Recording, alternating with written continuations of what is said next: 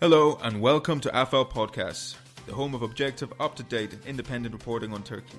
Don't forget to follow our reports through social media, on afalnews.com or through our mobile app. Let's get started.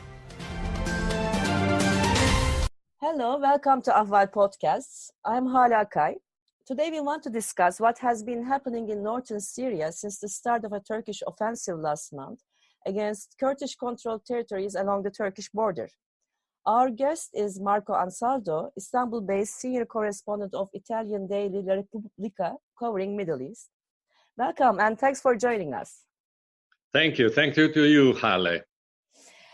So you have been following the military incursion since day one and you have just returned from the area.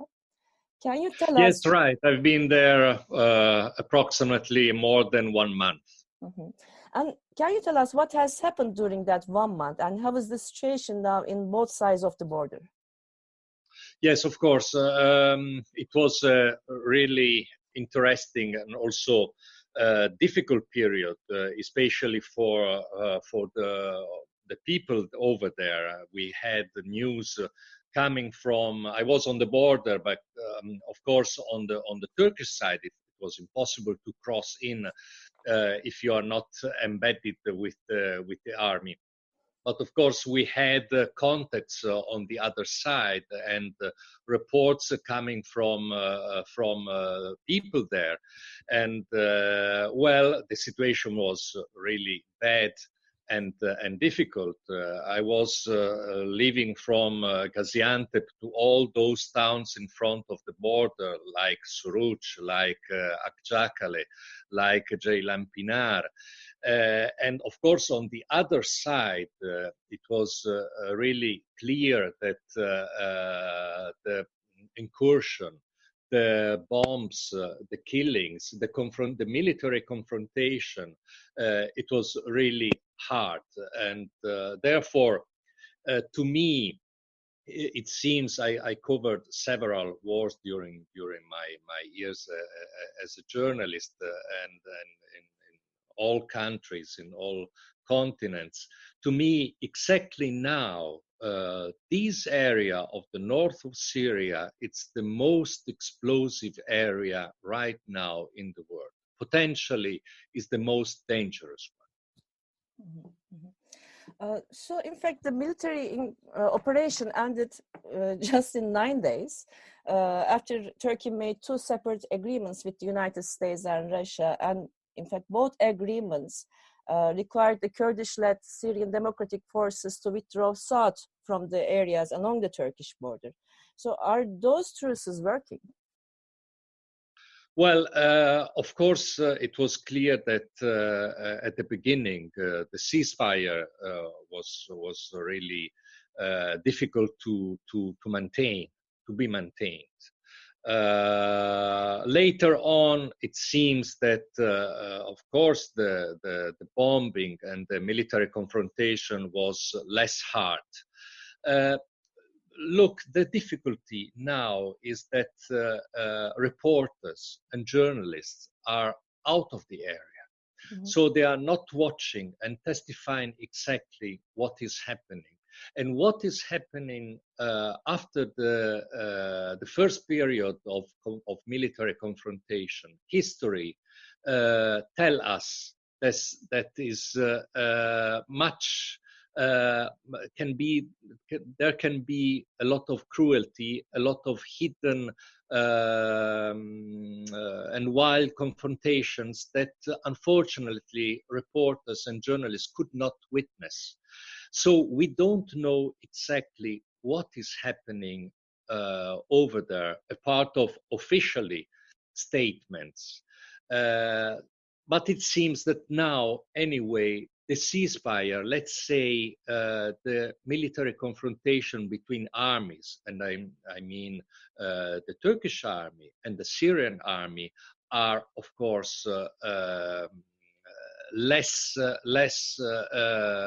vivid, less lively than 1 month ago. Mm-hmm. So let's say that by now the military confrontation is maintaining, but of course it's temporary situation, and everything can change in some days if the situation can be worse. Mhm. And so now North Syria hosts so many actors like Turkey, the Kurdish militia, the US troops, the Russian troops, and the Syrian army. And so at least have you heard what has changed after the Syrian army moved north and took control of the territories from the SDF? Well, as you said, the situation there is held by a lot of actors: Turkish army, Syrian army, the Russian army, the Americans are there. Of course, the Kurdish army. So many actors are confronting themselves in these small area, which now is so dangerous because all the world is looking at it. So it seems to the journalists and the reporters who were there for weeks that the Turkish army is not leaving the area, and this was very clear also when President Recep Tayyip Erdogan recently spoke to the reporters after a trip abroad and said very clearly, we will not retreat from that area before other countries. More, he said before that he would like to go not only at the 35 kilometers signed in the agreements, in the international agreements made with Russia and United States before, but that he would like to go beyond, for example, in Deir ez-Zor, where the oil fields are. He said that he would like to go there to put all the 4 million of refugees who are now hosted in Turkey. And these intentions testifies in a very clear way that he would like to put the Turkish feet on that area in a stable way. So we are now witnessing the people who are there now that the Turkish army would like to go beyond. The Syrian army is retreating. The Russian army is respecting the agreements, but Moscow said very clearly that they will not put themselves in through if there is a military confrontation between Turkey and Syria. So that's why now this momentum is very decisive, because we will see what effectively Turkey will do in the next period after the military incursion in northern Syria. Mm-hmm. And also you were in Turkish towns and provinces which host a considerable Syrian population. Have you heard any comments or have you seen any enthusiasm among that Syrian population about Turkey's safe zone and settlement plans? Well, there are several souls, let's say so, because many Syrian firms and entrepreneurs are in the area of Gaziantep.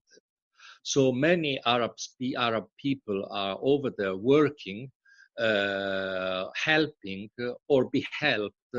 And of course, there is so various humanity that is along the border of Turkey that the opinions are different. Mostly, I have to say that Syrian people are very worried on what is happening to their country, worried to be separated by their relatives, worried for their future. Of course, they are also grateful to a country which hosted them for many years. But I witnessed also, and I spoke with many people, many Syrian people in Istanbul itself, and in the recent months they were sent away if they don't have any permission. So if in the period before they were hosted by the Turkish state, in the recent months it seems that most of them are sent back. So the sentiment, the feeling that these people have on what is happening now in that area is the big worrying to go back, and where to go back exactly, because these people are people of the towns which are Ras Al Ain or Kobane or other towns, and they fear to be resettled, not exactly in their villages, in their home, but somewhere in northern Syria. And this is the much worrying that they have. Mm-hmm. And another thing is Donald Trump's decision to pull out American troops in North Syria somehow paved the way for Turkish operation. But Trump then changed his decision, and now American troops have been deployed to protect some oil fields in northeast Syria with the Syrian Democratic Forces. So how this change affected the situation on the ground and the balance between those multiple actors?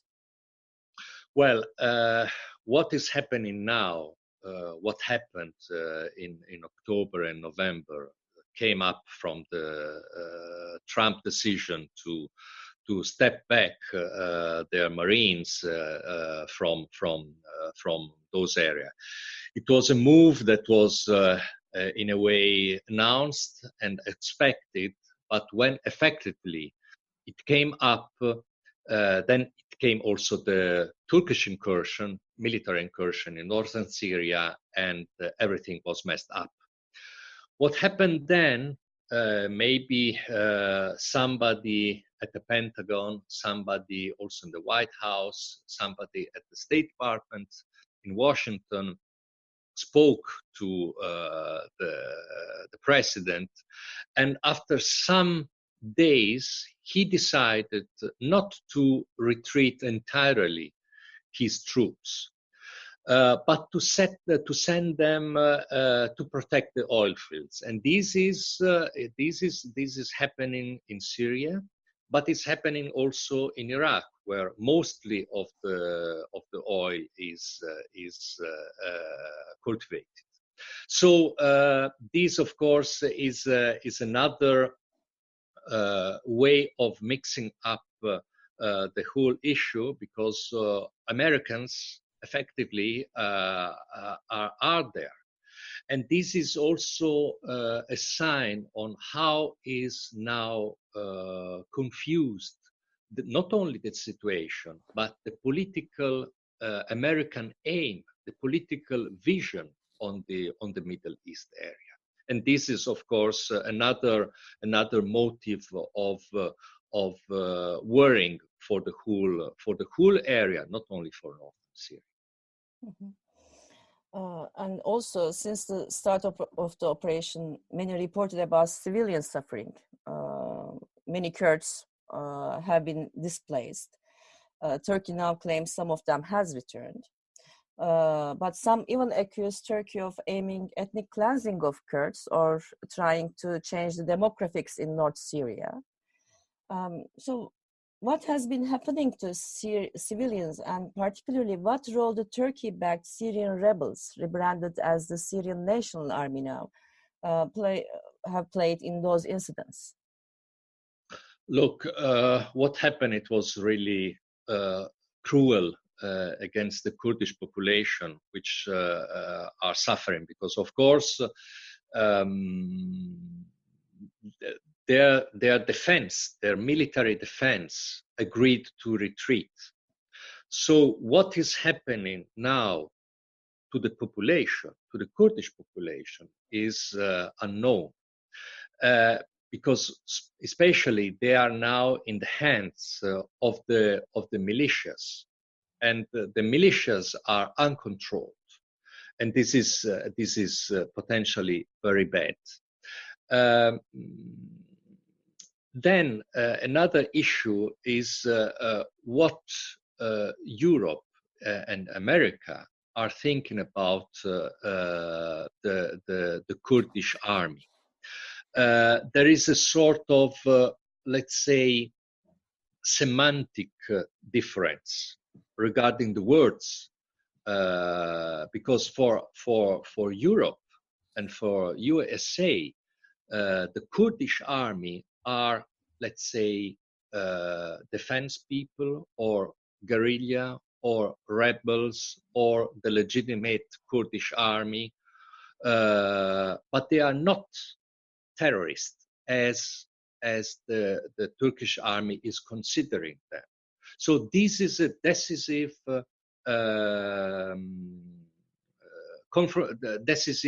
word, which means that on one side, for some countries they are patriots or legitimate defenders. For the other side, they are terrorists.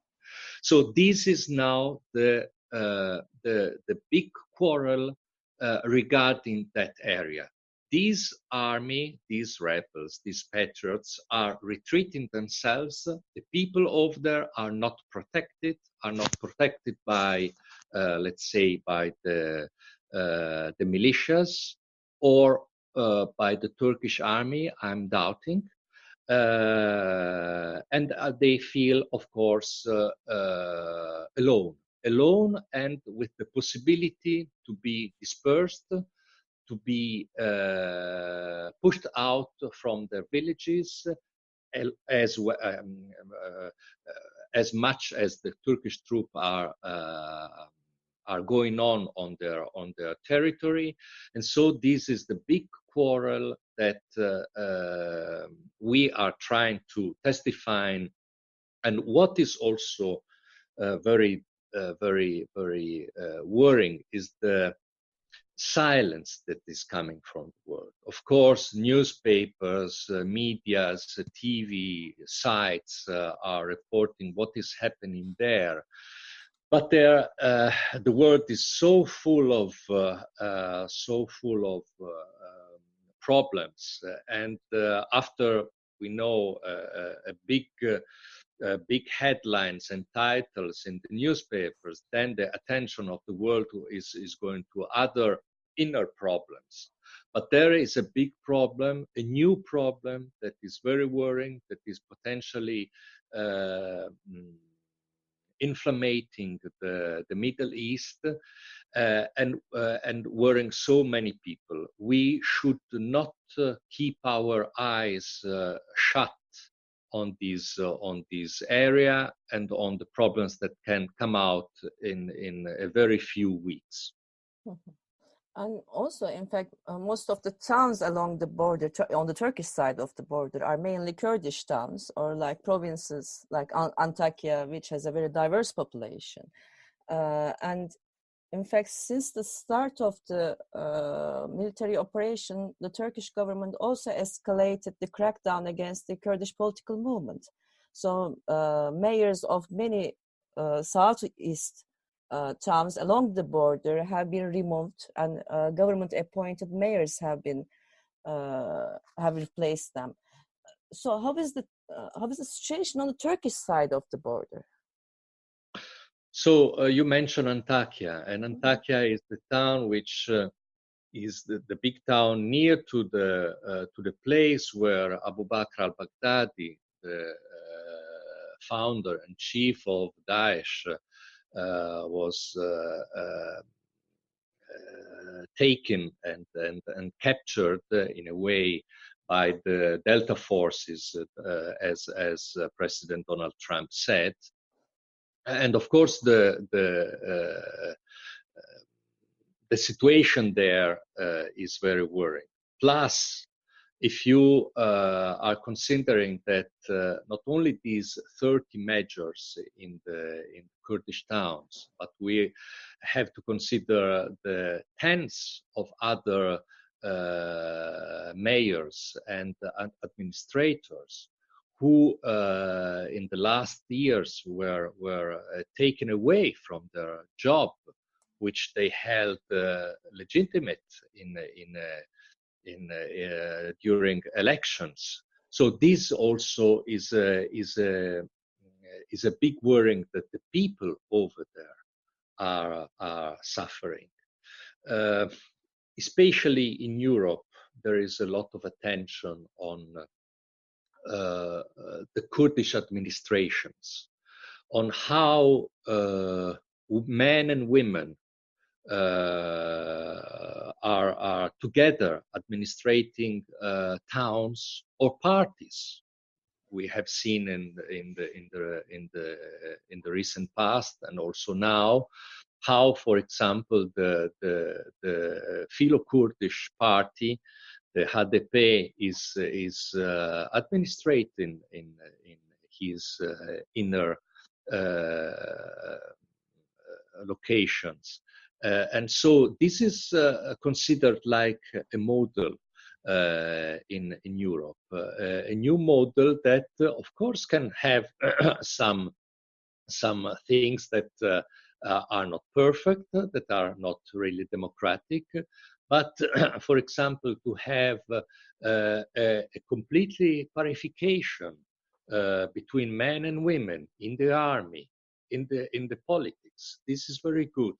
And this is one of the things that, unfortunately, is skipping away if the Kurdish measures are withdrawn, retired by force from their posts. Mm-hmm. And how was the civilian population on the Turkish side of the border? Were they tense, pressured, or etc.? Of course, the continuous bombing over there, the passing of tanks, the fear, the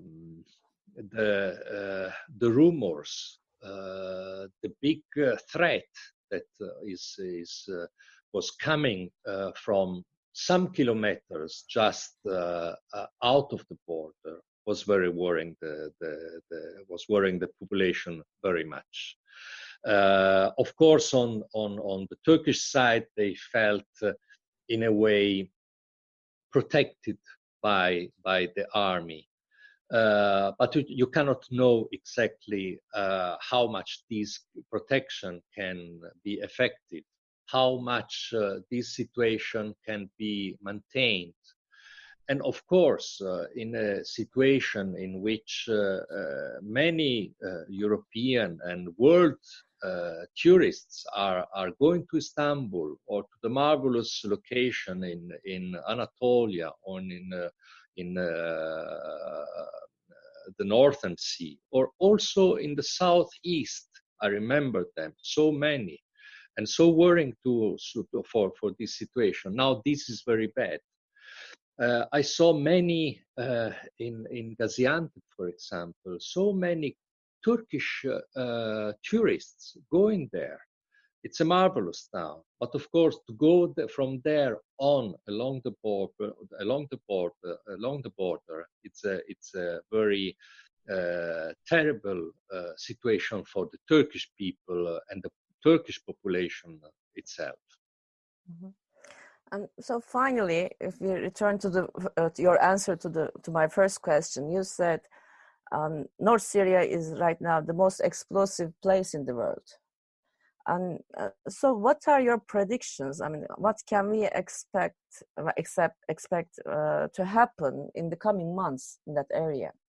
What can be the worst case scenario, for example? We see that the situation in northern Syria is really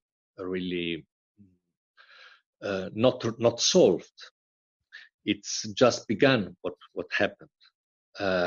But we see that also the situation in North Iraq is not clear. Mm-hmm.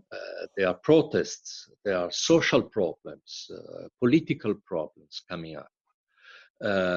And we see also in Iran that something is happening right in the last days. And this is also happening. What is the unfortunate difficult situation in southeast Anatolia in Turkey. So the whole area, the whole Kurdish area, now it's really uprising and having a military confrontation that is putting this zone in a very difficult period.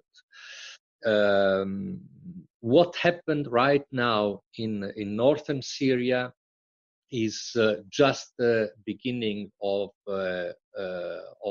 something that will be clear, I think, in let's say some months, because now with the incursion of the Turkish army, with the intention to go on in this territory, with the